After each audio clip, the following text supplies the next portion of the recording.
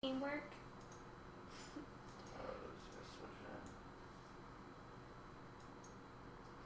You're offline? Should be good. Okay. Yeah? Yeah. Alright. 3, 2, 1, go. Hello, ladies and gentlemen. It is January something, and this is JoshXO's Weapon Choice, episode number 21. And, let's see, I got any announcements? We're live 3 times a week. Sundays, Tuesdays, and Thursdays at 7 p.m. Pacific Standard Time. So, if you're watching this recorded, don't be a loser. Watch it live. It's a lot more fun because you can ask questions and all that stuff. Notice I'm dressed quite dapper today with the finest clothes that Salvation Army can buy. Did a little recording thing for hairbrain.me today. Yeah, a little promo video thing that they're going to use for their shows and stuff like that. I think they're going to use it for JoshXO. So if you guys are going to that, I'm very envious of you because I really, really want to go to that. See Leon Gorman and stuff because that guy's a total baller. Alright, so here's my model here, Sarah. Sarah's Katie's sister. So yeah, it's the third of the Butler siblings here. What we're going to be doing today is a layered bob. And one that we can kind of modify depending on your client's face shape, head shape, all that kind of stuff. So we'll be talking about that a little bit. First thing you guys are going to kind of notice here is a bit of an unusual sectioning. So what I've done is I've created 2 diagonal sections going from front to back. It's probably about an inch away from the hairline right there, and it's an inch all the way around the hairline. What I'm going to do is I'm going to take the length off first.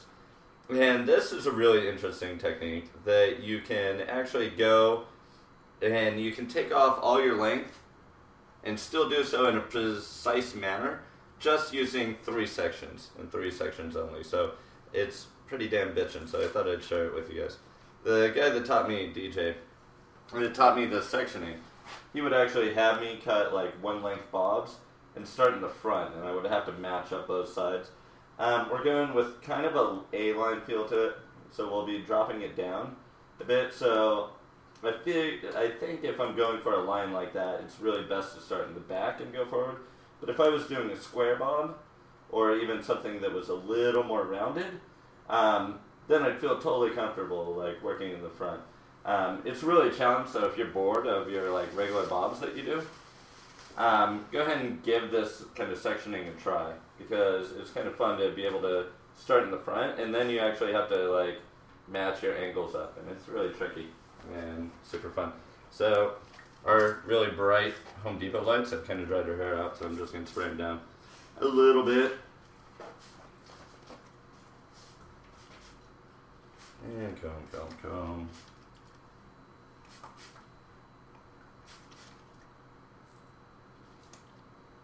And, especially, I feel like, kind of one of those network shows. I want to say hi to our viewers in Singapore, right now, in Malaysia. Got a message on Hairbrain that someone from Malaysia was watching the show, and that's totally freaking awesome. So I told him to tell all his friends to watch, because I totally want to go international. I'm not dissing anyone that's watching from Canada. I know you're international, but we're more like neighbors, you know? Alright, so starting in the back, and here's like one of those things that you really want to do when you're analyzing. You know you're going to do a layered bob. You had your consultation and you talked about things. One of the things that you really want to do though is you want to like check the hair out and what it's going to do, and check out the head shape as well. Alright, so one of the big things I want to do is I want to look at the profile shape. Right, that's probably the first place I look, and that kind of tells me where I want to put like the weight. So I'm looking at it first, and it's not particularly flat or anything. She has no bone, so it's not like flathead. But when her hair was dry, it definitely looked like a Christmas tree, you know, because she's got a bit of wave to the hair. So it looked like, what's her name? Darlene. Yeah, it looked like Darlene from Roseanne's hair, if you guys remember that. So it was kind of a Christmas tree. So what's that tell me? that tells me that it was mostly one length, and that's what's causing all that volume at the bottom. So I want to take the length up. Problem with taking the length up is if I take it up, then it's going to Christmas tree out more, right? So that's one thing I have to be aware of. So if I'm going to take up the length, then I'm going to have to definitely layer it so it's not so Roseanne daughter here. Okay, the other place, before I start a haircut, and this is like after your consultation, or you can use it as your consultation with your client. The other thing I'm looking at is I always want to look at the width of this, of the hairline here. A lot of people just like lift it up and check it. A lot of people are just like, oh, is it a boy or a girl? A lot of people just lift it up to make sure that there's no like jumpy kind of flippy things that are any cowlicks under there that are going to make the bob bad. But what you want to look at too is the width of the hairline here. If it's really, some people have a very narrow hairline. So if they have a very narrow hairline, I want to make sure that I leave corners. In Sarah's case here, it's a bit of a wider hairline here, right? So what I want to do is I want to make sure I round about. Because if I start dropping the A-line from the center here and going down, then by the time it gets to the front, it's going to be totally dog-eared. And we already talked about that, and we don't want dog ears. And that's going to do it. So I will be dropping down a bit, but I want to make sure I'm even before dropping down. So that's one thing to kind of pay attention to as well.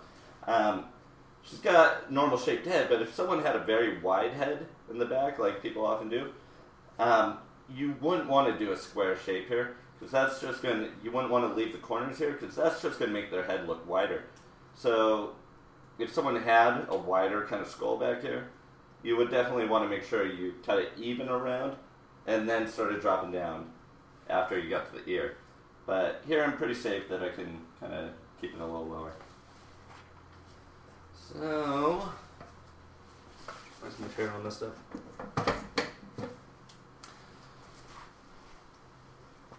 Alright, so head's down slightly. This cape's going to give me problems, I can tell. Am I in the way? Yeah. Okay, I'm trying not to be in the way. That's my best angle, right there? Yeah. Is that good? Yeah. Okay.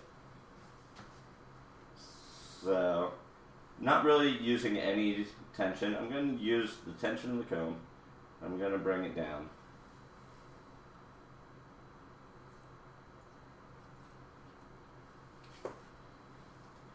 Alright, so I want to make sure the center, like where the spine is right there, I want to make sure that that's straight. And then I can start dropping down there. Just slightly. Am I still in the way? Or am I good? You're good.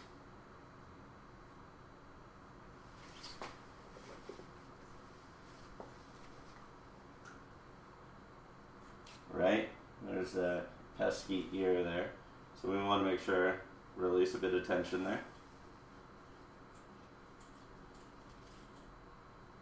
Eventually I'll get a second webcam that I can attach to my chest so that you guys can get the close-up view. But all things in time. Right, so that's the first section. Normally I would just work on one side, but let's go ahead and go to the second side as well.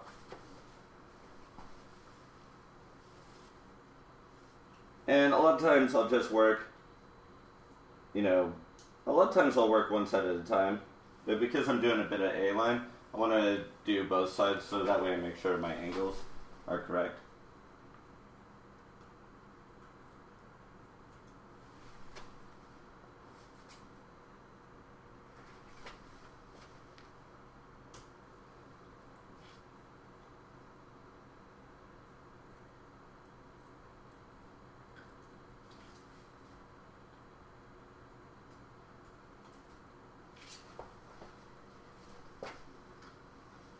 Alright, now notice there's a side part here, right? It's kind of a deep side part.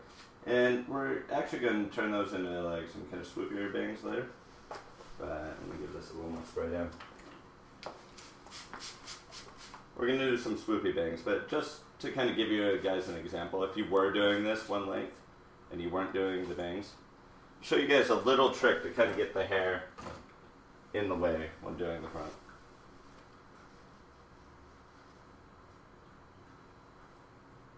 Alright, so this hair, hopefully when it falls, it doesn't fall all the way in the face, right?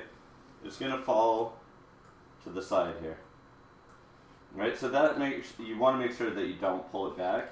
You want to follow it right where it falls. So I'll get to that kind of little trick there in a sec. So right there, and now I'm going to start dropping down.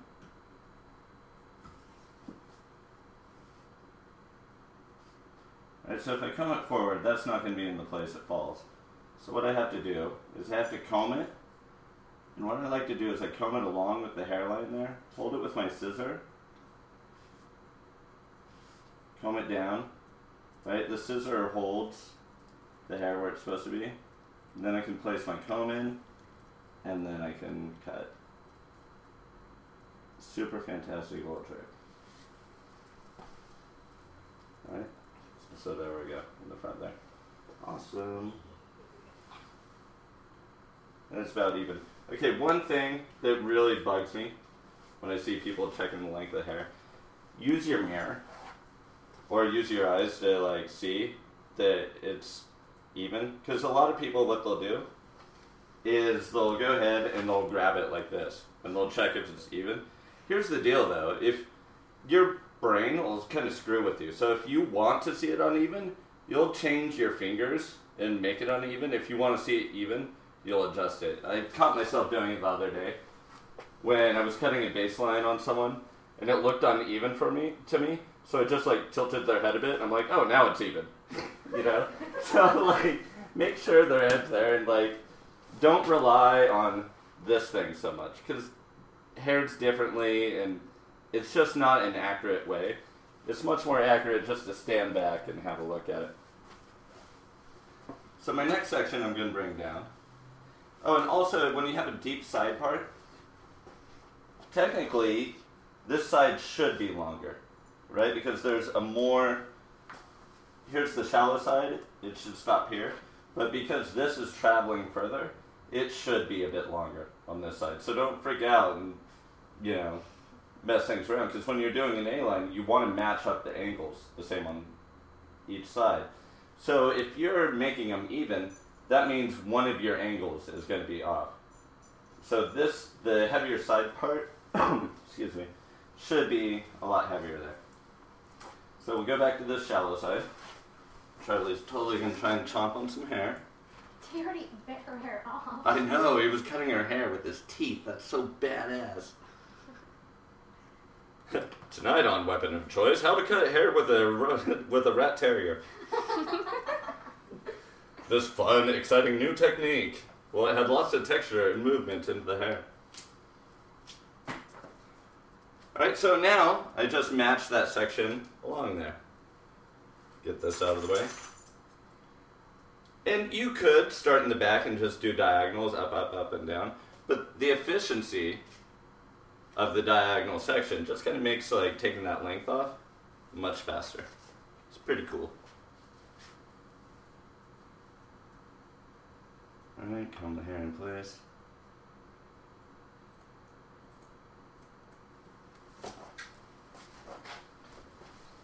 You know, and that's the thing, like people get really like bored with doing, you know, the haircuts that they've done 100 times. So the best thing to do is just find little different ways to section to kind of keep challenging yourself. And even if you are doing that same go-to haircut that you love and you've done for years, try and figure out a way to do it differently. Like, try doing an A-line bob, but starting in the front. You know, and that'll really make you think on coming up with different ways to do things.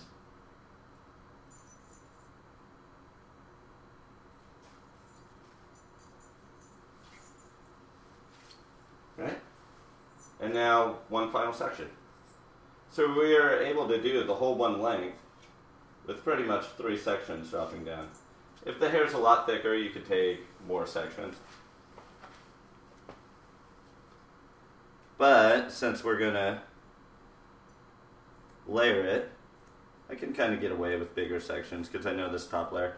I just got to make sure those first two sections are really clean and really awesome. Kitty has my angles. Yeah. Yeah. Yeah. Alright, and this top section is really important too. You really want to make sure that you're combing everything into the natural fall.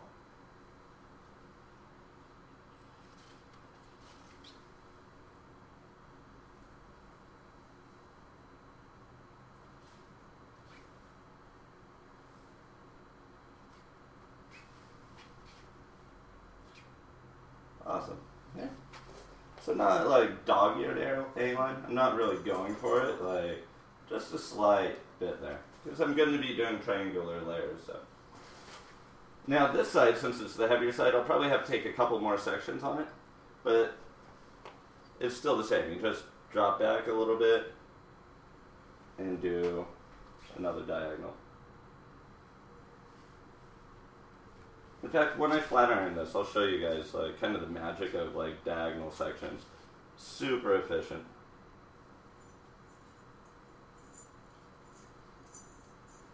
And to me, our dog's stuck under the bed. You're getting too fat, Daddy. We were just talking about that. Oh, you come to me? I was gonna have to use the jaws of life.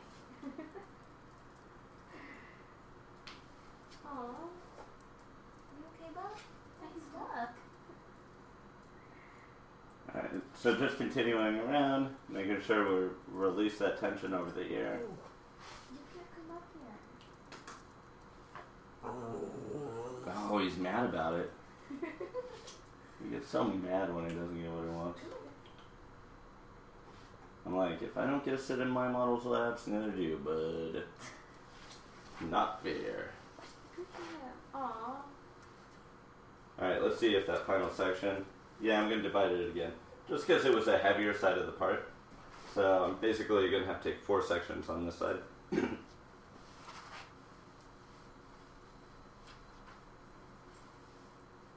And I feel that like when you're doing one length, that whole diagonal section pushes weight in that direction. Like you see the diagonal goes to the back, right? So, you know, technically diagonal sections will push weight to the back. But when you're doing one length and bringing it all down the same plane, that doesn't really apply. That applies mostly to when you're elevating and over-directing and layering. But really for when you're doing the one length, it doesn't really matter too much.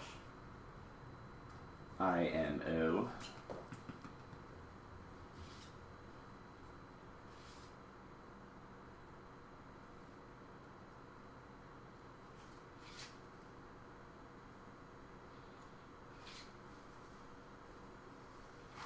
Alright, coming this back, scissors hold it, comb holds it, and down.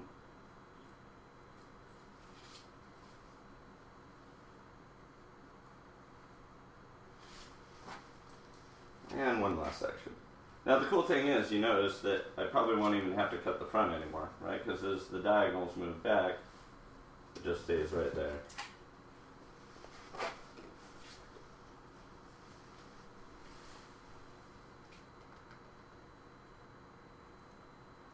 Any questions yet? No. No? Everyone's quiet tonight? Yeah. Quiet chat? That's cool. Sunday. Sunday, Sunday. It's the Sunday. I heard in the Bible somewhere it says you're not supposed to type on Sundays anyways. It's a weird computer religion out there. Right, okay, so we got our triangular shape right now. So, once again, talking about that whole Christmas tree thing. See what happens if we just leave that one length. I mean, it's a good shape, but see how heavy it is when it gets down here. Wet, you can really comb it into place. It'll look good, but we really need to kind of release some of this with some layers. So, what we're going to do is we are going to take a horizontal section.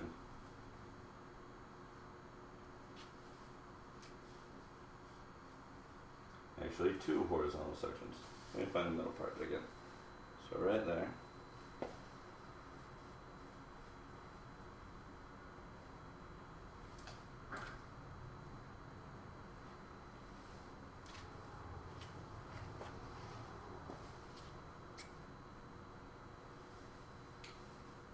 Right, and we're going to get those out of the way. And it depends on your client, like how big of a section you want to get out of that way. And I'll show you guys that in a second here. Because depending on your client's hair texture, you're going to part this off, and you're going to start the layers in a different place.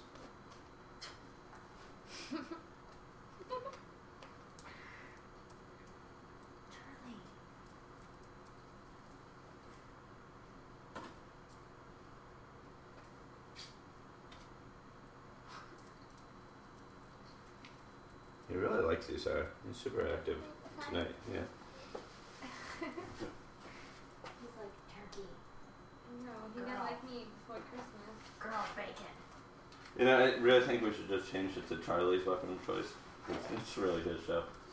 Alright, so there's 2 things we got to look at here on how we're going to remove the weight. Alright, so I know I'm going to layer it. I know I'm going to go and take out weight.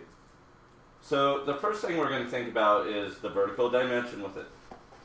And so if I turn it this side here, right, and I bring this out, depending on how much weight that I want to remove will depend on how low vertically I start.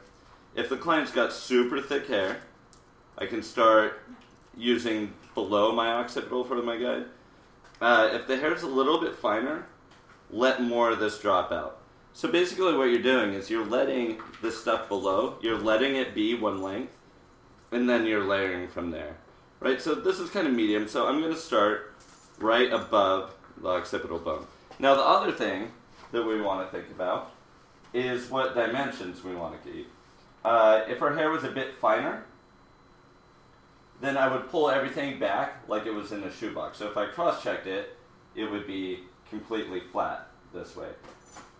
Because her hair, I want to remove a bit more weight from the back here, I'm actually going to move around this way. And this goes into that whole, person having a wide head thing. Where if they have a very wide head, you don't want to do the shoebox thing. You don't want to bring it to the center, because that's going to make their head even look wider. What you want to do is, if they have a wider head, is you want to counteract that squareness with roundness. So Sarah doesn't have a square head, but I want to remove more weight. So I'll work around instead of directing back. And that's the same thing with the vertical thing too. If I want to move more weight, start with a lower guide. Less weight, start with a higher guide. If you want to move more weight or less weight, bring everything center. If you want to remove more weight, work around. Right, so 1 vertical section, and bring it straight out. And notice, because I'm going to layer, I'm working on the outside of my fingers. Right? When you work on the outside of your fingers, your natural tendency is to layer, right? Because whatever happens is when your elbow drops, it wants to bring your fingers up. So if layering is 90 degrees and above, if I'm working out on the outside of my fingers, naturally I want to pull the hair up and layer it. If I'm working on the inside of the layers, my elbow wants to drop, I have more of a tendency to graduate. Not always true, sometimes you can layer on the inside of your fingers, but for the most part you have a natural tendency. That doesn't mean it's a rule, it just means you'll probably do that. So straight out, let a lot of this drop out. Right, so that's going to be my guide. I'm just going to take that corner off. And I am going to work with the head shape. So the curvature of the head goes slightly up there, so I'm just going to go up with that. And comb it down. Right, now I'm going to go into my next section.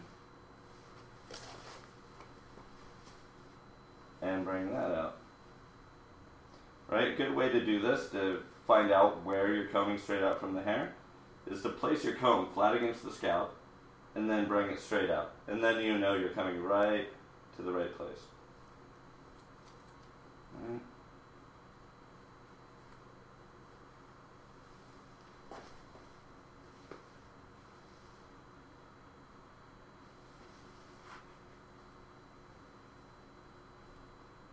So now you have two guides. You kind of have the guide below and your previous section.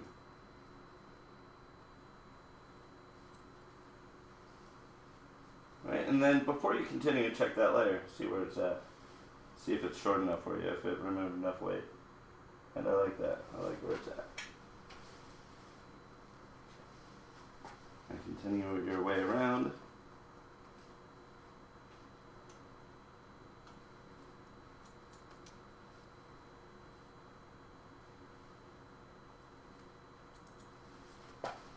Right, so when I cross-check this, because I'm moving around the head, my cross-check shouldn't be a flat line, it should be curved and follow the head shape.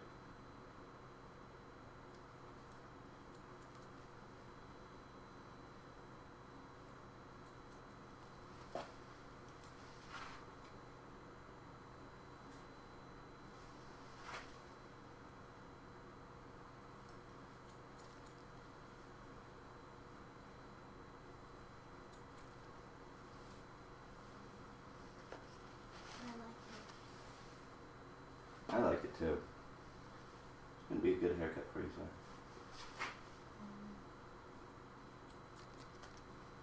That way when you grow it out, it won't look like Christmas tree. That way it won't look like Darlene.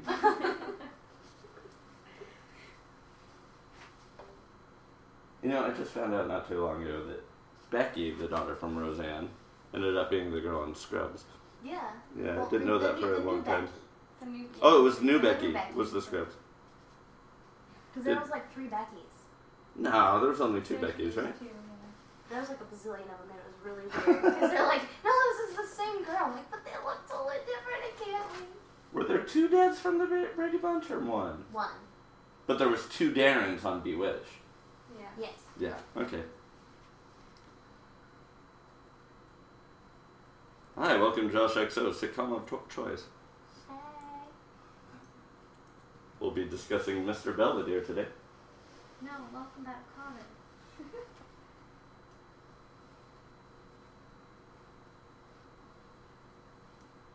Alright, so same thing on the other side. Now, you'll notice I'm standing on the same side. Why? Because I'm working short from this length to long.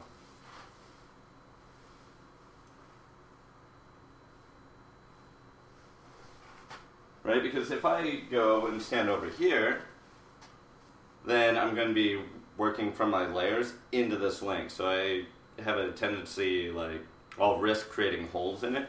So I always want to work away. So that means standing on the same side, even when you're working on both sides of the haircut. That's one of those little things that totally changed haircutting for me. Is when in haircuts I knew when to not switch sides and just stay on the same side. My haircuts got a lot better when I figured that kind of stuff out.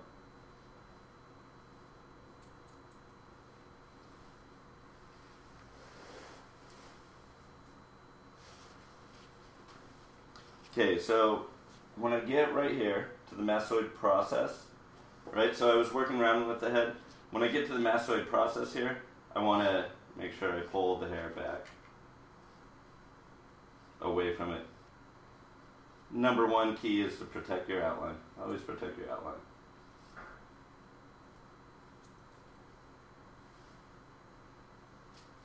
So working up to the ear.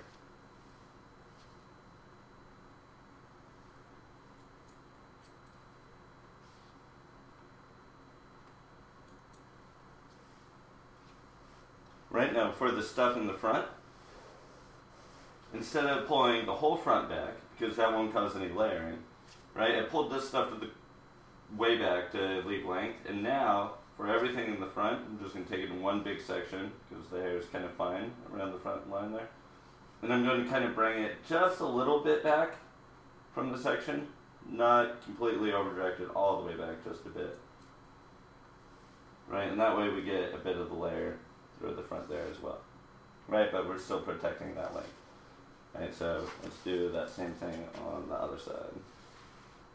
Right, so we'll take it a little bit from behind the ear. We're going to bring it back. Just like that.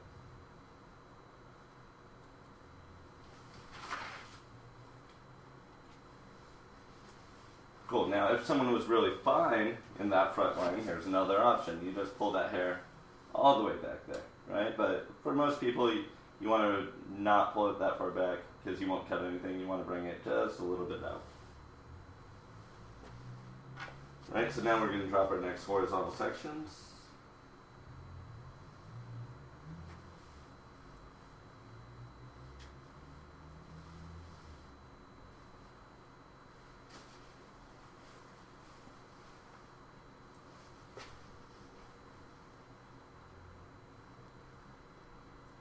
And there's other ways to kind of cut this. I feel the horizontal sections that I take for the layers gives me the most control as far as like modifying the haircut.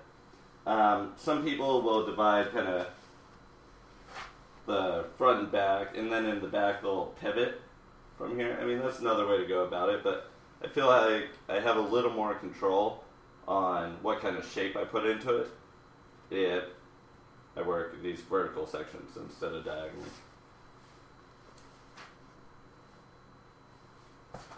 Right, so same thing here.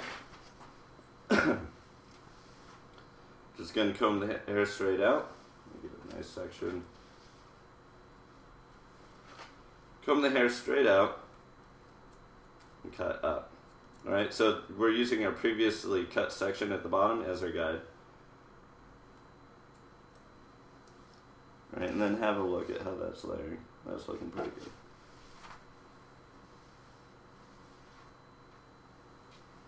Right, and we're still working around. And that's another thing, like working with these horizontal like sections up. You can kind of keep track of your shape, your horizontal shape when you use those.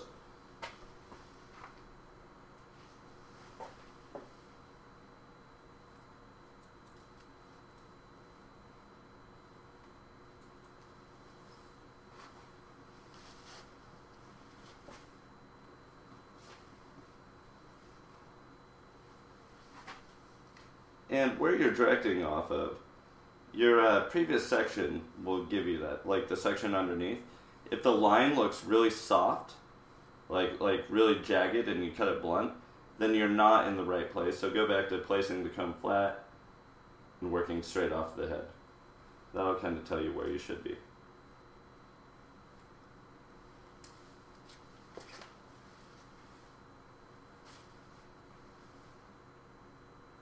Right, so mastoid process again, bringing it back a little more.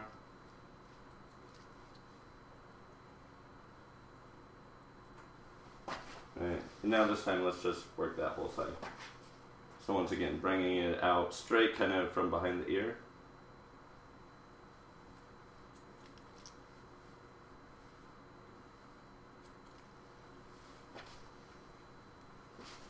Right, now repeat the other side.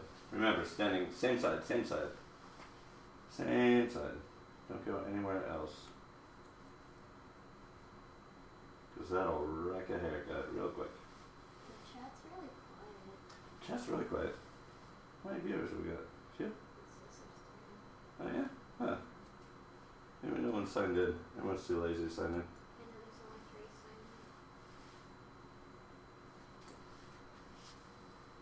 signed in. Right, continue to work off the head shape. Following the head shape.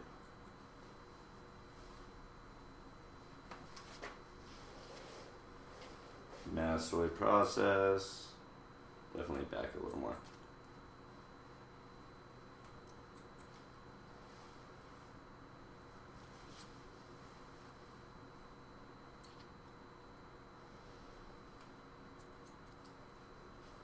Yeah, if you guys have any questions, go ahead and type in. Don't be afraid. And now you can color your hair, Sarah, because he's cutting off all that old color. Yeah.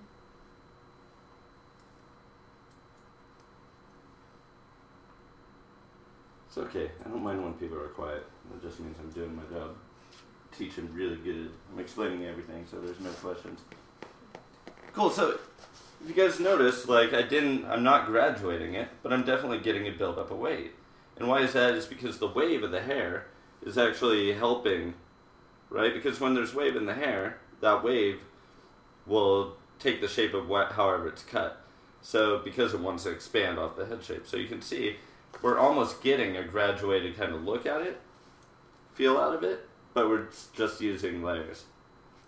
Right? Because sometimes too, when you go in there and graduate really thick hair and wavy hair, it blows up too much in the back. So bring down these sides again.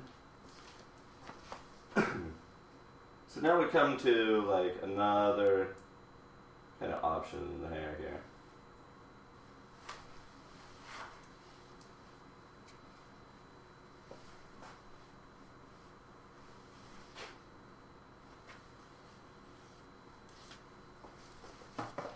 Oops. Drop the chair, drop the chair. It's in the wrong place. Alright, so here's another option. So now I have the front and the back kind of divided out. We're working on our last section here at the top. Alright, so now I'm going to continue these layers up. Now, if I wanted to maintain more length and keep the layers a bit longer, I would just pull these straight back. Right, but we're actually going to work around the head shape. If you wanted to maintain more weight, then just bring them back. If you want to remove more weight, keep following the head shape.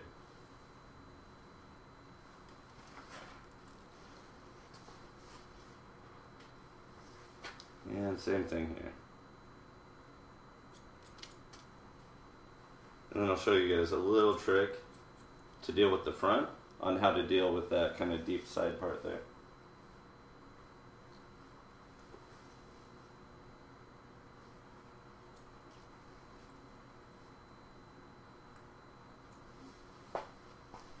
Grandma's gonna love your hair.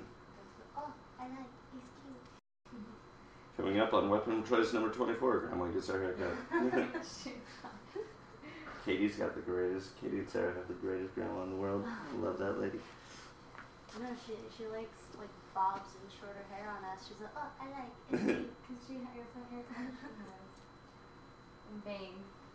And beings. Screw grandma and bangs. Oh, yeah.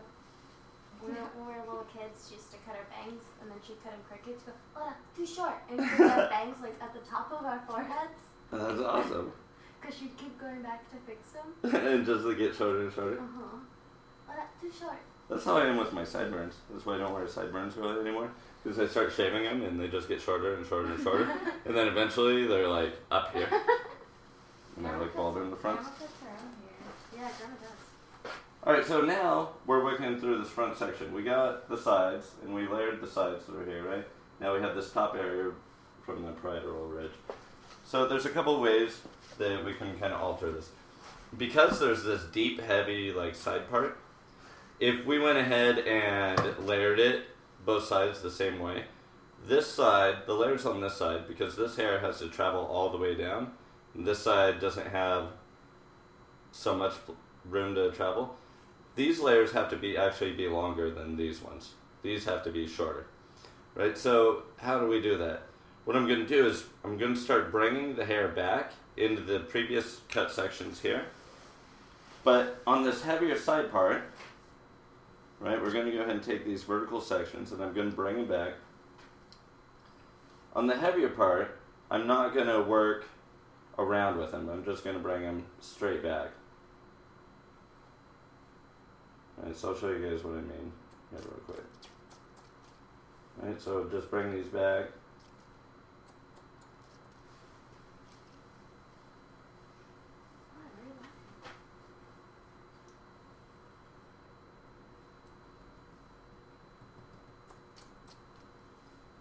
Right, and I'm just bringing all the hair back into the same section. Right, so eventually you'll have all of this, like, in your hands.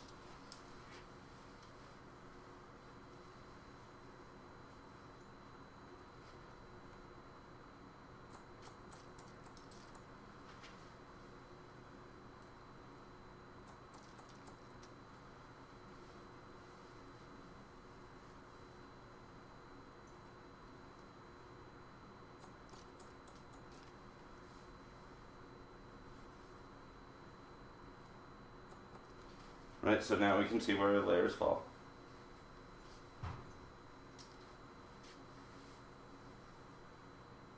Right, so in the front, they fall right about here. Now, if I did that same thing with the more shallow side, right, our layers would be uneven. Like these front ones would be shorter than these ones. So the way we remedy this is we bring these back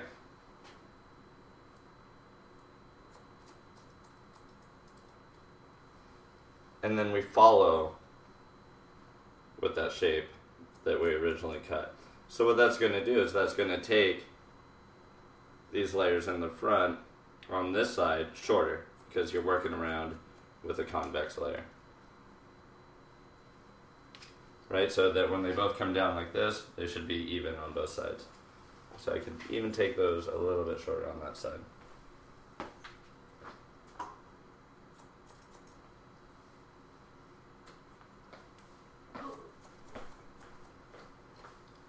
And around. Right, so I'm actually cutting the layers on the sides here.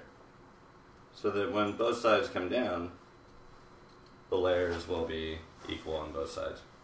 So that's a pretty cool trick. I like that one. Right, so now, after we cut the layers, you want to go in and kind of check out the shape that you got going there.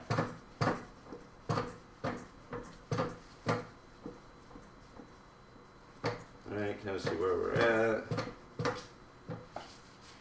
That looks so good. Now, after doing these layers here, kind of comb it down. And here's another way you can kind of trick this out a little bit. We're combing them down, and it still looks a little bit heavy down here, right? So I kind of want to do a bit of an undercut. A lot of times, what I used to do is I used to start with the undercut, right, and then layer the top. I kind of found it's better to go ahead and put these top layers in, and then you can kind of see what needs to be undercut. Right, so really we just need to take a little bit of the bulk out. Right, because remember, her hair's got wave. If she doesn't do anything to it, flat iron it, this is going to get really big down here. So we want to do a little bit of an undercut. So we're just going to take that out of the way, and now we go back. You know, you don't want to start off by like undercutting everyone, because then you might get in trouble. So, and because I want to start like introducing razors to the show, I'm going to go ahead and just use a little straight blade here. And try not to cut myself. Oh, I did get myself a little bit. Alright, so just bring things back, and I'm just going to scoop out just a little bit, real softness, so that we don't have such bulk at the bottom here. Slightly diagonal sections.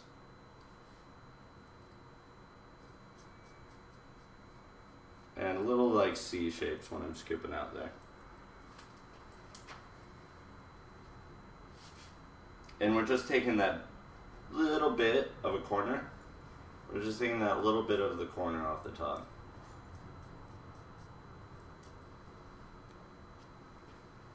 Right, so that way it's not too heavy in the back. But real simple. A lot easier to kind of go back in after the haircut and kind of throw that into shape. Right, and we're not graduating. See, that's one of the reasons I like to do the undercut after. Is because if you do it first, you don't know whether to layer it or graduate it. Because with her wavy hair, if I would have gone in and graduated it, it would have been getting too big at the top here. So now I know that there's too much weight. So now I know to remove it with a razor. I can stand up here. And depending on your client's like hair texture, how thick their hair is, you're going to be taking the weight out of different places. So.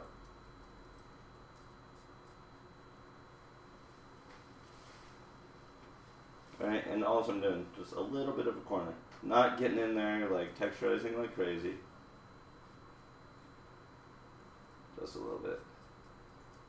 Just scooping out. And really respect the outline. You don't want the outline to get like kind of wispy. You want to keep a nice, strong, solid line as your outline. Yeah, so that looks good. So you can see that really remove the bulk, right, and kind of push everything in. So when I drop the hair down on top of it,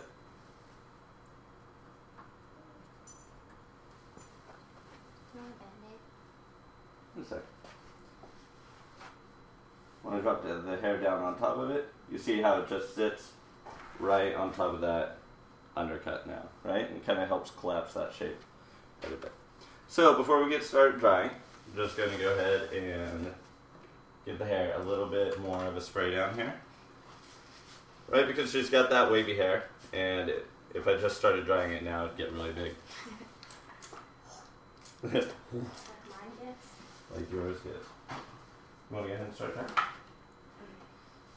I'm just gonna blast it on her. Well, use a brush and just kind of in the back here.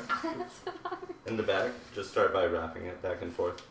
This way, and then down and back.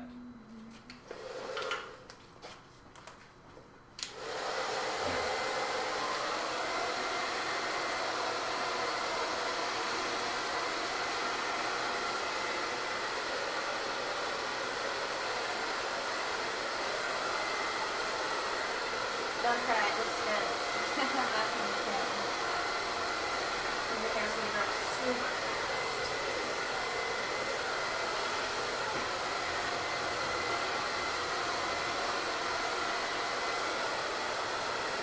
Oh, they're on there.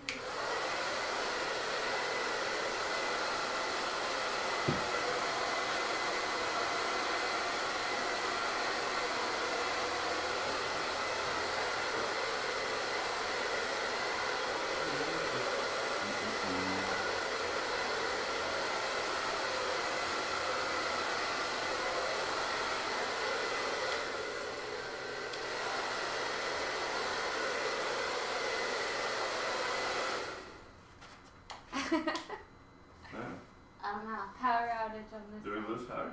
I think so. I don't even know where breaker is. Oh, I think it's the bar went out.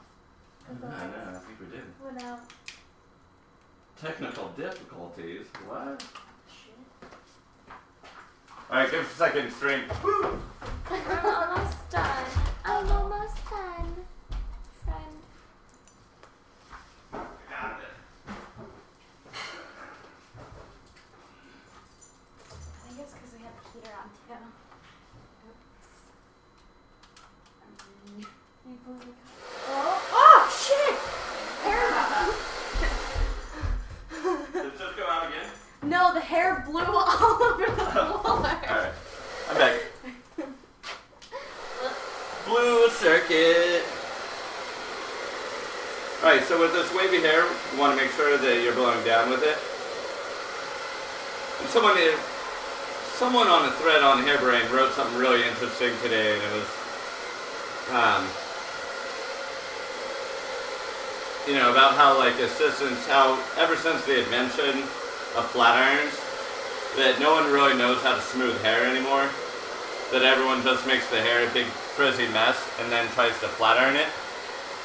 So if you've really been relying on your flat iron for a long time, try just picking up a dead minute again. And seeing how smooth that you can get the hair just using a 10 minute and a blow dry. You never want to let yourself go risky because you never know when your flat iron's going to break or you just don't have one around. So you want to kind of really get back the skills built. Right, so the main thing I'm going to start doing is wrapping.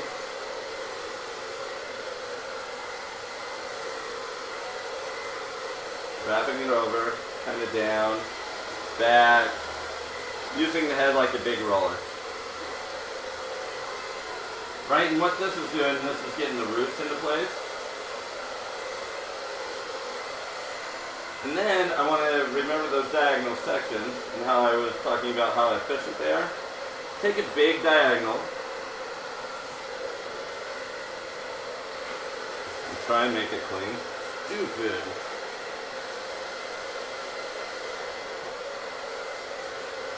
Diagonal around.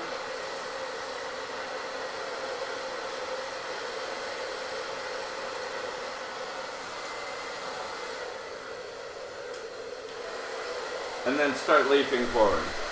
Now the cool thing about this diagonal section, when I was talking about how efficient it is, you can see how much hair gets covered by that diagonal. So all the hair from here to here and down is all being blow dried from that diagonal.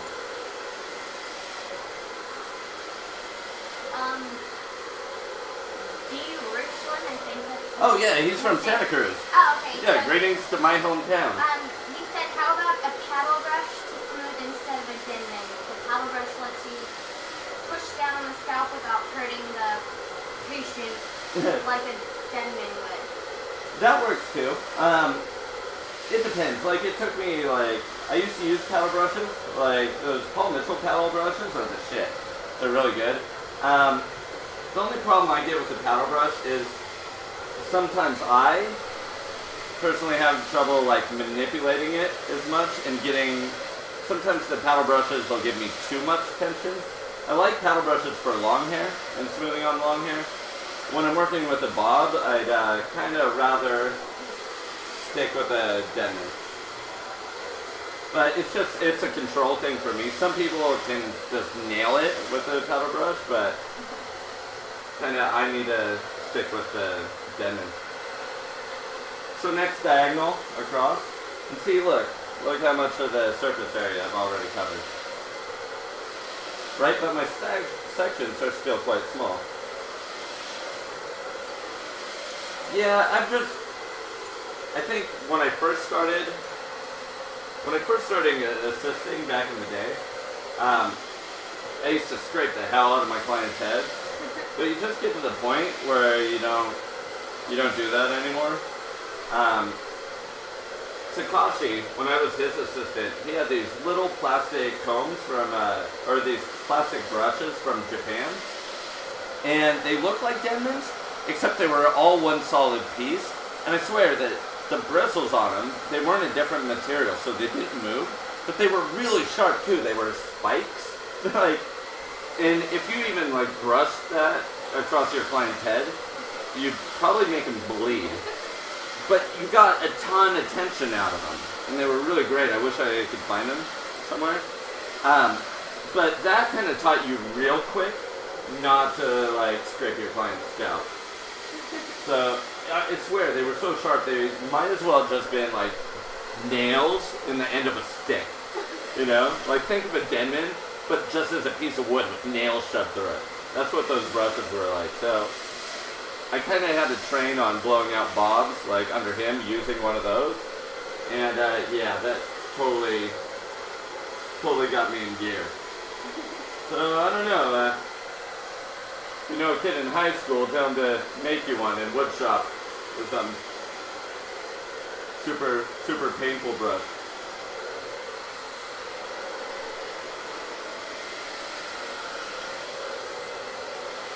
But yeah, paddle brush would work good. Hair people said, who did you train under?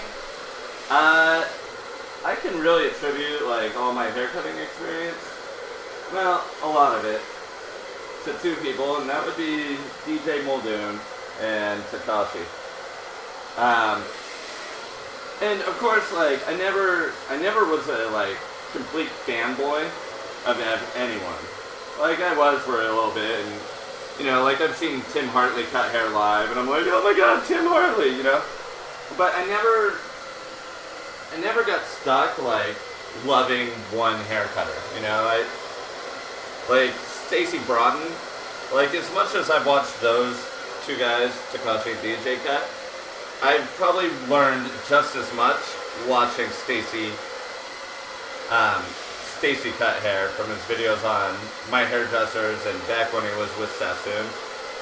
So, you know, hopefully someday, you know, I'll be a really, really good hair cutter because I paid attention to everyone and I didn't get stuck in one way. You know, I really admire the ways that different people cut hair. Like I love the Japanese stroking and hair flying everywhere, and I love the precision of Sassoon. And you know, I think here's the thing: when you watch someone else, they already have their own style. So if you do exactly what they do, you're going to become a good hair cutter if you really admire that person. But you're going to have your own style. You know, you're going to have their style. You're going to kind of inherit it.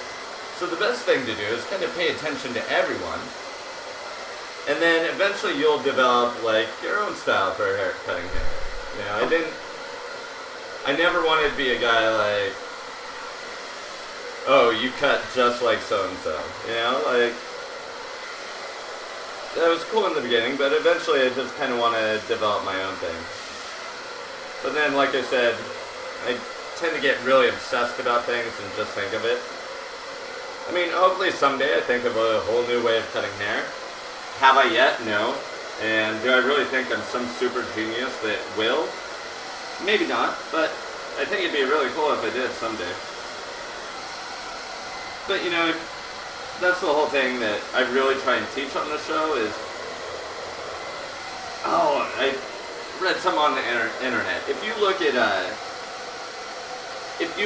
at on Wikipedia and you look up the topic, argument by authority, and basically what it is like when someone's in a discussion or they're making an argument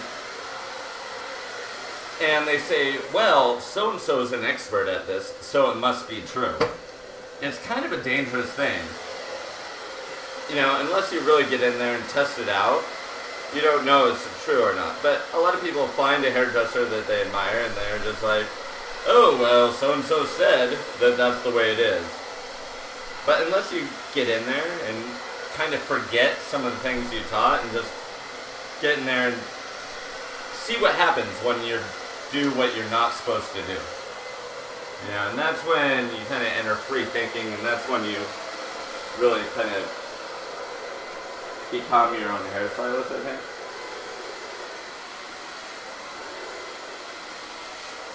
But, you know, I don't want to say, like, I was trained under 2 people or 3 people or however many. I want to say I was disciplined by them. Like, they drilled into me their rules and their theories and that kind of thing. But, you know, I learned a lot from just watching people that are in beauty school, you know, students that are trying to learn how to cut hair. And honestly, the best way to learn about haircutting and learn to be a better haircutter is try and teach someone else. Because they'll have questions that you've never even thought of. And then all of a sudden you have to try and answer that question. And you'll be like, oh, why are you holding your hands that way? And you have to reach into yourself and think of a question.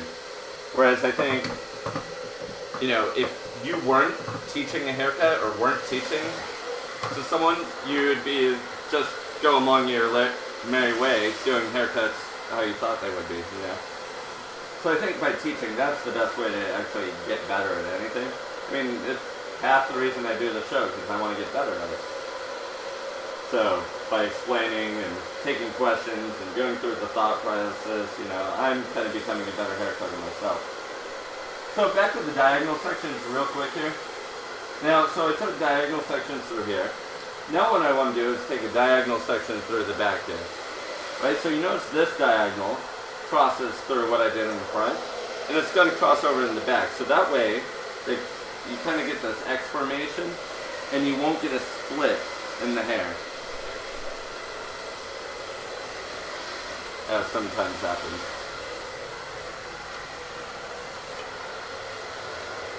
Right, next diagonal section.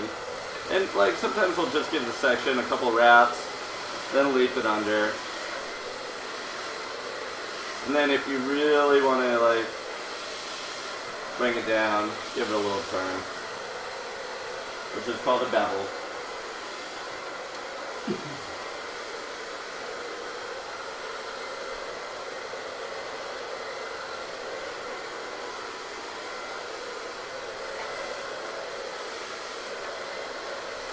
Right, but I only do that beveling once I really leafed out those roots there and got them into place.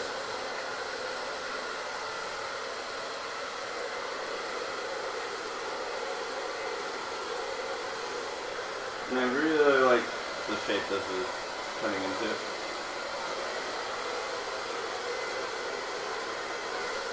Right, now on the other side, same diagonal, right? I take a diagonal from here to here. So now these diagonals cross over each other. So a lot of times people are like, part down the middle, and start leafing that way. But then there's a split here, so diagonals are kind of the best way I've found to really kind of smooth and wrap hair. Personal preference though. The other great thing about diagonals is that when you use horizontal sections, I find horizontal sections are going to build a lot of volume, and then vertical sections will make the hair too straight. Almost make it look like doll head hair. Not like doll heads, mannequin heads, but things like Barbie dolls. Think about how their hair looks like a mop because it's so straight. Diagonals in between, so it'll give you a little bit of volume, but it'll give you that straightness, and it won't be one extreme one way or the other.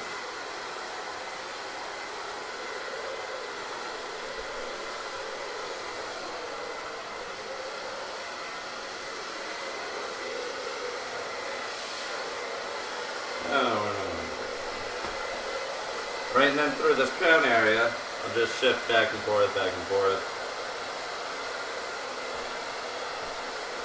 Right, and that's because, you know, a lot of times there's cowlicks here, and you want to just get them into shape. I'm not going to try and force them in any direction. I'm going to try and get a lot of movement out of it. Forward, back, right, because I don't want this plastered in one place. I want it to move.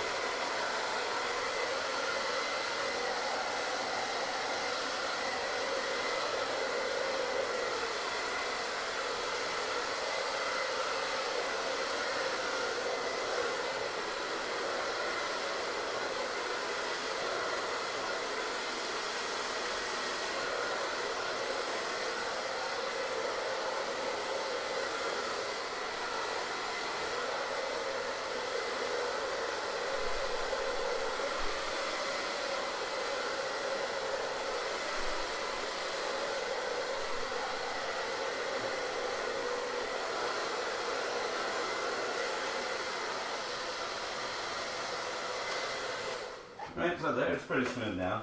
Now I'm just going to quickly run over it with the flat iron. I mean, that's a great thing about spending a little more time with the blow dryer. Because when you go into flat iron, you're not, the hair is pretty smooth, so you just kind of have to get out some of that really pesky wave. I don't know, I think kind of flat irons are a little bit like Google. Like, it's like, what the hell did we do before them? You know, people pull out, like, old stories like, oh, we had encyclopedias, we had dictionaries, you know? Like, I really want to get a dictionary for my desk, so I actually have to look up how to spell words and not just wait for that little red underline to tell me I misspelled it. But I'm pretty lazy, so I'll probably never do that. However, you know, it's like the same thing. Like, oh, what did we do before flat irons? We set the hair on soup cans, you know, in my day. Yeah, because you got to figure that, you know, good flat irons are pretty new kind of thing. But then, got to remember the first one I got in beauty school. The thing was freaking huge. It was it literally felt like two clothing, like irons that kind of clapped together, and the handle was back here. It was kind of like a pair of like big garden like trimmer shears things, except hot irons. It was real special. So yeah, by doing a really like solid blow dry, I just have to barely run over the hair with the iron now. I don't want to flat iron it to death. I think, you know, I used to be so addicted to like flat irons and didn't want to see like the slightest amount of bend in the hair at all. Now I kind of want to like see the hair have a little bit of life to it. I don't want to be just flat ironed to death. Okay, Blue Luke says, rather than undercutting and creating disconnection, would texturizing by pointing give a similar result? It would, but let's see, how do I do that? It depends on what you're achieving. I still feel like if you went in and undercut it, you'd still have a lot of longer bits. You'd have to go in and do a lot of texturizing. I feel like just going in and doing that undercut is kind of easier than just going in and texturizing. You could. I mean, that's definitely one way to do it, but the effect is going to be the same. is the removal weight from the nape area here. It kind of depends on what you want to see, but you got to figure if you're going to texturize, right? If you're just going to texturize that longer hair on the underneath, what's going to happen is that hair is still going to be long, right? And so when it's wavy, it's still going to be pushing out. Whereas by going in there and actually taking off that corner length, it's not long anymore. So when it's wavy, it'll just kind of collapse in a little more. Whereas texturizing will just kind of make that wave expand more. It might kill a little bit of the wave, but I kind of feel like undercutting is the way to go with it. But it's personal preference, and hey, try it out. See which way works for you. I know that I'm kind of generally safer just going for the undercut, because I really hate seeing that bulk back there. So I kind of know, just have a look at it, and a lot of the time I'm going to undercut it. If I'm doing a layered bob, it's different if you're going to, sometimes if they have finer hair, you won't do the undercut. I'll actually graduate up and then layer out. It all depends on the client's texture and what they're doing. So undercut's not even really necessary a lot of the time. I'll undercut on wavy hair. Mostly I'll undercut on wavy hair. If it's straight hair, you could probably, if it's really straight, kind of more Asian hair, which isn't always straight, granted. Otherwise, where would there be the Japanese straight perms? But if it's generally a little more on the straighter side, then I could probably get away with just texturizing it. But you got to think about what's going to happen when it's wet. It's that length of the hair that's going to push things out on wavy hair. Did I make any sense there whatsoever? Did I answer your question, Blue Luke? I think this is the first time he's watched live, too, since we tested it. With my haircut? What? What with your haircut? Since you tested the stream? Yeah, I think so. That was the one he watched? I think so. I haven't seen Blue Luke on the chat in a very long time. I didn't even see him on the chat. He just talked. Oh, right? Awesome. It's Hi, Blue. Viewers. Where's my buddy? He's not even on there. Oh, really? Yeah. Oh, well, sometimes you gotta refresh the little viewer list. You gotta click it. Yeah. Okay, he said yes, thanks. Okay. How would you do the undercut with scissors rather than a razor? Good question, because sometimes people have that super frizzy texture where you don't want to get in there with a razor and start messing things up. So it depends. It depends on the thickness of the hair and the texture. You can do it, just bring it out flat. You could even undercut with graduation and then have it fall over. So if someone has a really flat head, say they have really thick hair and a flat head, right? If you just did graduation, it would throw all the weight up here and it wouldn't look like a layered bob anymore and the weight would sit way too high here. So if someone has really thick wavy hair and a flat head, no occipital bone, I'll actually go in there and create graduation, and then when the undercut falls over, it'll cup like that graduation. So you're actually creating an O-bone for them. Whereas, but if they have that O-bone, then feel free just to go in there and cut it flat and really close and have that fall over. Okay, hair people said, would you flat iron the top back the way you cut it? I kind of like going against the way I cut. The reason I like the diagonals is because it gives it a flow, kind of. And you're not really determined by any split. I wouldn't, even though I directed it back so I'd leave length through the front. But if I flat ironed it back, right, if I brought it back like this, then there's going to be kind of too much volume going this way. And if I'm going to get in there and flat iron, I'd just like to keep it smooth. To me, there's not really a direct correlation. I've tried different ways with it, and I don't know. I can stick to my diagonal patterns when I'm flat ironing and blow drying. I don't really see a direct correlation between the way the haircut was cut and your sections. That's me, though. If other people have other theories on it, that's cool too.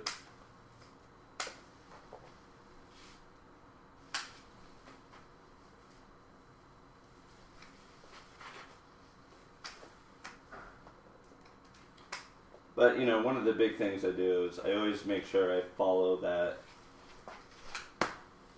where the hair is down to where it lives, right? So you'll never see me like pick the hair up and just let it drop. When I'm flattering, I'm always bringing it down to where it's going to live.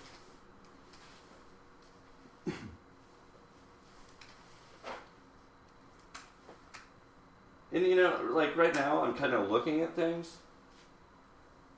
You know, and I think it's kind of really interesting here is,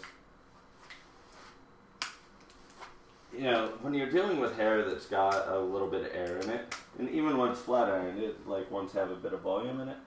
You know, but look at it, like how there's actual shape here. You know, and this isn't all from like the undercut, but if you kind of look at things, look at that shape. And I did this all with layers, not graduation, and you're definitely seeing kind of a build up here.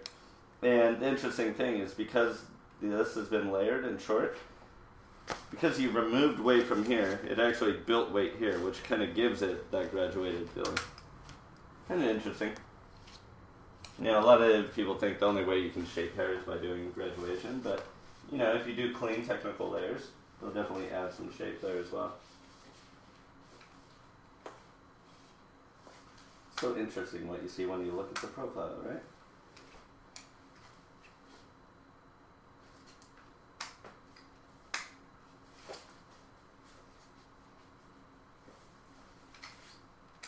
Don't make fun of my Hello Kitty Band-Aid, damn it.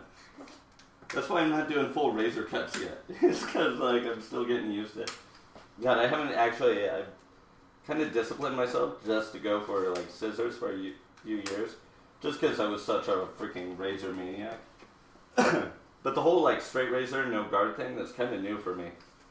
And you know, I was kind of anti-razor, just like, yeah, I'm just cutting with scissors. But ever since seeing like Gerard, when Hairbrain first started and watching Gerard like use a straight razor, it's really kind of like inspired me to like get into it a little bit. But I just don't want to like dive in and start doing shows with the razor only. Like I definitely need to figure it out, like how not to cut my hair. It'll be like the Bob Ross video, you cut your whole finger off. Yeah, it won't be like the. What do you mean? That was Bob Ross. That wasn't me. Yeah, I said that'll be like the Bob Ross. Yeah, video. that would be like Bob Ross doing that. I don't want to be like Bob Ross. Silly guy. Should have stuck to painting, that guy. Hair definitely was not his forte. Alright, and then once you like finish your like flat ironing, kind of just comb things around, see where it's gonna be.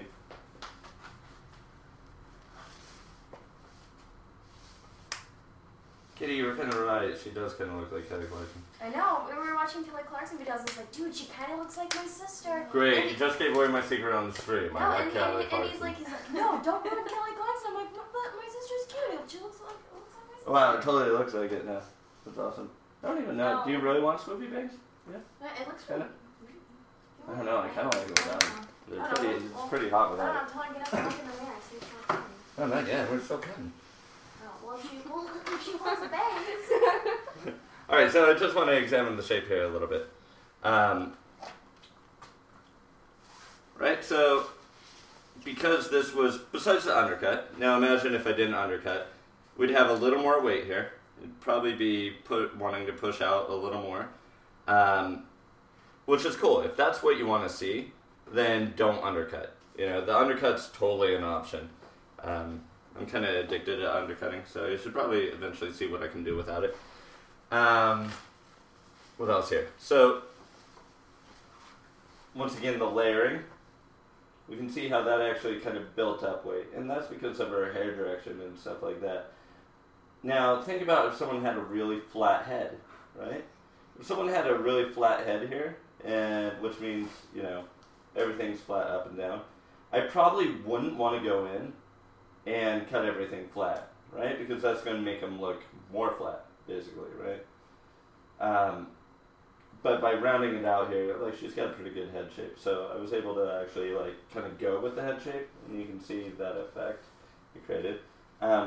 Graduation, look at where the hair would have been if it would graduated out, right? It'd be really heavy right through here. So layering kind of gave it that release a little bit. Looking at the front here, looking at the front, our layers are pretty even there, right? Because remember on this side, wait, was it this side? Yeah, it was this side. We went around and take the layers a bit shorter than what they were through there. And yeah, so just gonna go in, do a little refinement. If I really comb the hair down and kind of smooth it out, there's a little bit of a line through there that I just want to kind of point cut up and soften up. So just kind of take it diagonal sections, just like it was flat ironing. So if I went this way, right, and I took vertical sections, I can kind of cross check, take kind of a diagonal section, pull it away, and just lightly shallow point cut into it. I don't need to go crazy and texturize it, because with those strong layers we put in, we shouldn't really need to texturize too much. But I just want to melt. I had a little bit of a line there, which is natural because I cut everything blunt, right? And now that hair texture wants to drag it up.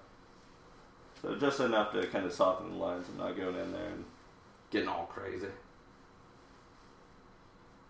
Right?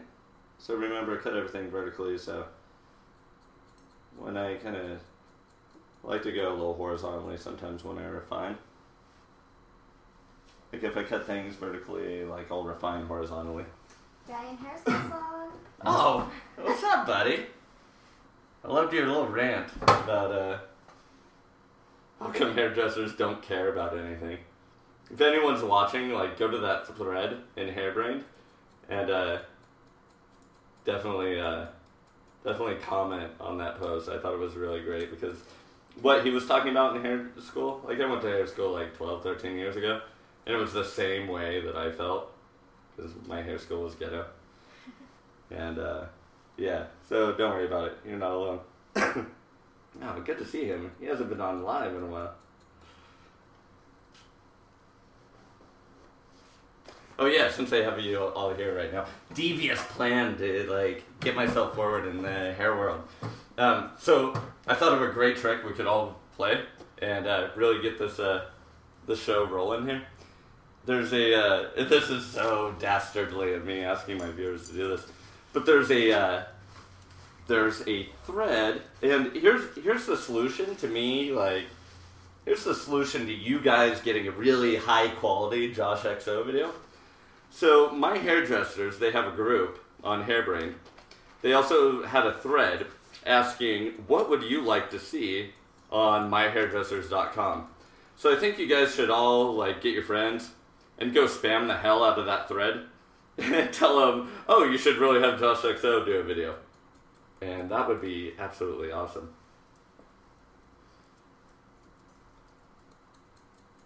I think that would be really funny. I don't know how they would take that. Especially if all a Hairbrained was spamming the thread telling him.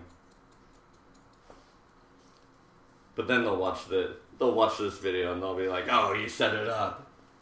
No, it was just a suggestion. I just suggested that it might be the most epic myhairdressers.com video ever. Guy in hair school said, I think you need an English accent or a list to get on, and then myhairdressers.com, but the URL was removed.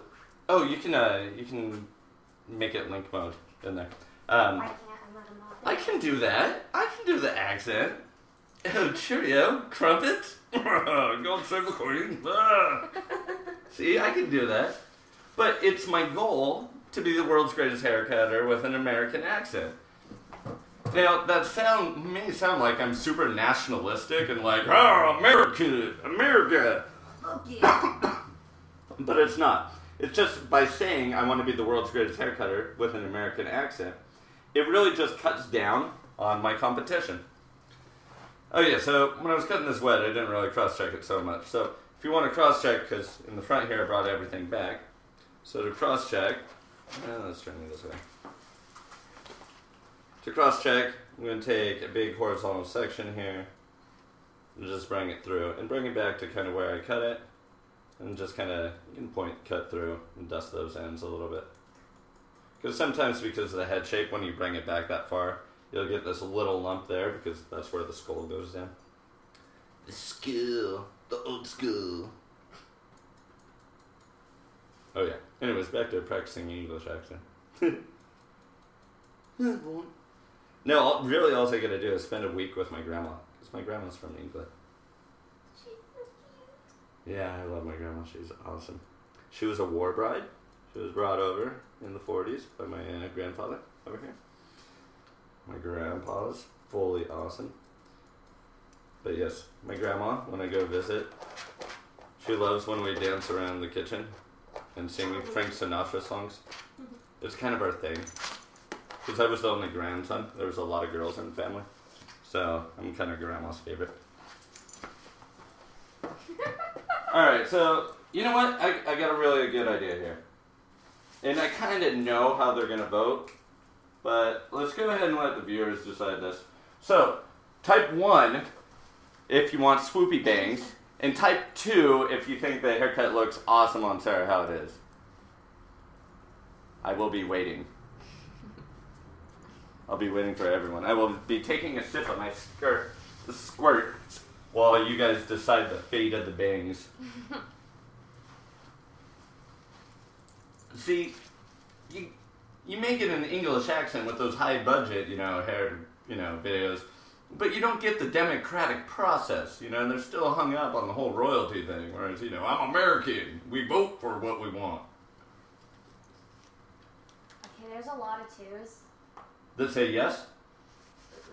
Whatever, I don't know what the hell 2 was. 2 was 4 bangs. Oh, okay. Oh no, 2 was stay where it was, right? 2 was stay where it was, right? I don't remember. Ask. Alright, let's do this again, because I'm stupid. And Katie's stupid too. We're all stupid. Alright, 1 if you want bangs, 2 if it's fine the way it is. 1, 2. 2 is to keep it how it is. 1, cut them in. Okay. Guy in hair school says 1, hair people says 2. 1. So I think 1 was for the bangs. 2 is for the bangs. Wait, I'm so confused. People want the bangs. Help. Okay, 1 was for the bangs, 2 was to leave it for the way it was. Don't direct bangs, no bangs.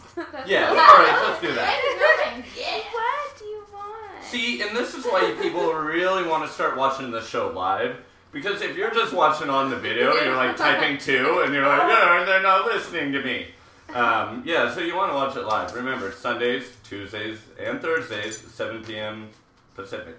Tanya Untamed said half bangs. Okay. So that's kind of what she wanted, though. Yeah, like half smooth. Oh, okay. Wait, is that all we got? Well, they said, it's kind of like bangs, no bangs. Bang, bang, bangs, fringe. Sick of swoop bangs. She's already banging. Alright, well, I'll meet you guys. I don't know. Okay, we're going to figure out a way to finally poll. But, okay, yeah, we'll go in the middle then. Because, obviously, we can't count. So. Okay, here, let's do this. Please stupid. Right, so if she parts over here, let's try this out. If she parts over here, we're going to take this. Right? And we're going to let this fall on top. Right? So which means if we take this up under the part here, this will give options under the part. Now, from the center, kind of the center, right? Nose there. And then from there to recession line. You guys want to try to confuse Katie? I'll fix your little red wagon. Alright, so now we're going to take this hair. And let me grab the Jap shears. Jap scissors. Jap scissors for the Jap face. What? It's true. Yes. You guys are Japanese, I know. I am reminded every time I hang out with your grandma. So now we have this little section here, right? We took this out. We're going to bring this over here, right, to about there. And let's go ahead and stroke that off. Yeah, we can take that short. Oh my god! Can you just take that off your lap? Off the floor. Oh man. Terrible. Alright, so hidden bangs there. Alright, so if she does decide to part on this side, right? And actually blow dries that way, because I blow dry this way, so I don't want to do it. So she brings it over this way. There'll be bangs, right? And they'll especially be kind of swoopy bangs. I need to take that corner off. Bear with me. It's been a while since I did this one. Bam. Right? Take the corner off there, right? So if they go that way, bangs, right? If she does it where she normally parts it, no bangs. There, I think I made everyone happy now. Yeah? That's a pretty awesome thing, right? But she doesn't part it on that side. Well, if she did, who knows? Maybe she doesn't part it on that side because she doesn't want bangs. I'm just saying, because we can't count, this was the best solution, to give bangs without bangs. So you can see, that looks pretty awesome on that side. That looks like bangs. When it comes back, oh my god, you guys totally got bonus education tonight. I wasn't even going to show that. I haven't even, thought of doing that in years now, so there you guys go. Let me grab some JoshXO spray. special JoshXO name who cannot be pronounced spray, and we're just going to spray that in the hair lightly. Oh, you don't like that? Too much of the spray and the hair won't move anymore. And I think that's, the thing about layered bobs is you think about a graduated bob, right? That graduation, because it has to be so perfect and it's going so short to so long, graduated bobs are very static. They tend to not have a lot of movement to them. Whereas layered bobs tend to move quite a bit more. So you don't want to totally gunk it up with stuff. So go ahead and just shake your head back and forth. Oh, come on. Big Pantene swing. Swing, swing. Yeah, so you see that actually has movement. The graduated bobs maybe wouldn't have. Right? So go in there. And it's kind of got a different bit of a shape than your regular graduated They're all bob. saying too. they want to see her hair color get done on camera. Really? Yeah. Okay. I have one of the best hair colors in the freaking United States coming on. It was supposed to be January, but we have a little complications going on. So hopefully I'll have a whole freaking episode for you guys in January? Or no, in February? Yeah, in February with one of the nation's greatest colorists ever. I just can't reveal who it is yet because we're trying to work on it. But it'll be awesome. And I'm actually kind of working in getting some more guest artists on here and stuff. So that will be awesome. So yeah, pretty good haircut. You guys like it? Thank you, Katie's sister, Sarah. Yeah, you guys got the little bonus hidden bangs thing, which it really looks like no bangs whatsoever.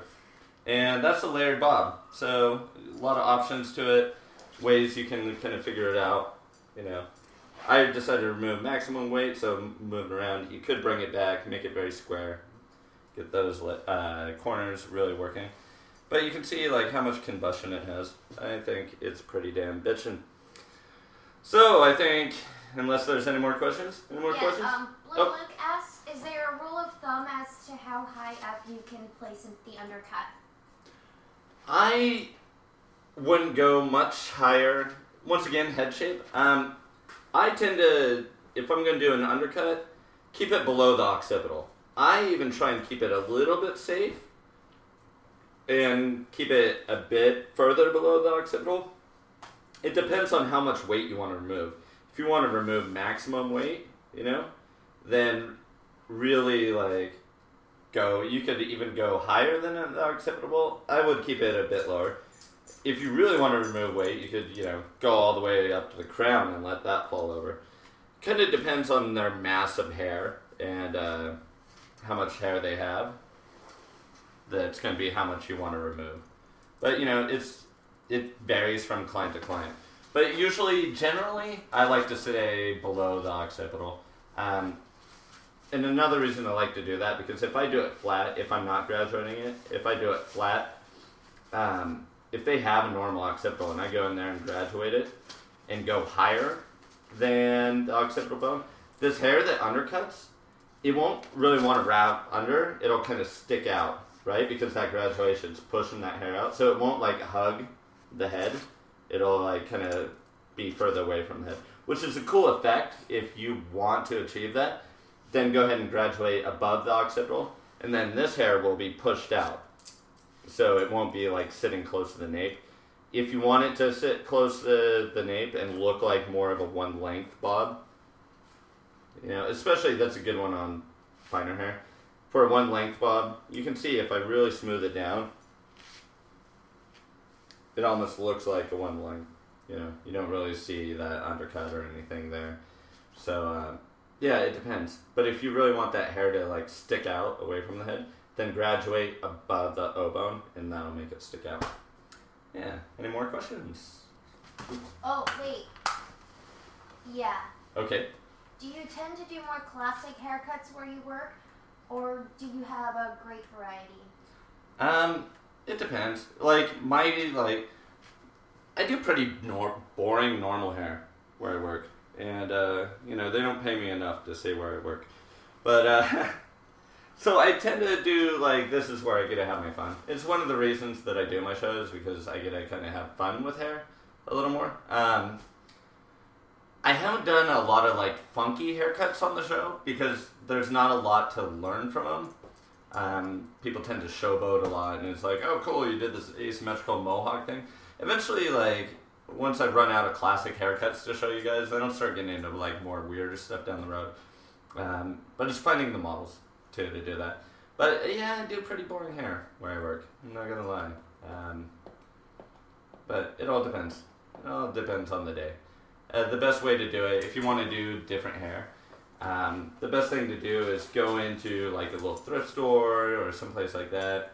Find a girl working behind the counter and tell her, I'll cut your hair for free if you let me do whatever I want. And then when funky little people go into that thrift store and see your weird haircut, and then she'll give them your card, and then you get to do lots of weird little haircuts. So that's kind of a cool thing too. Cool. Is that it for questions? Yeah. Yeah? Awesome. Well, thanks. If anyone else has questions, I'll be on the chat and hanging out there. So you guys can always bug me on there. And I usually have the chat open like all during the day anyway. So if you have any questions about hair, just throw it up there. And of course, like, I'm addicted to Hairbrain, so I'm always on my iPhone. So anything there, send me a message on Hairbrain.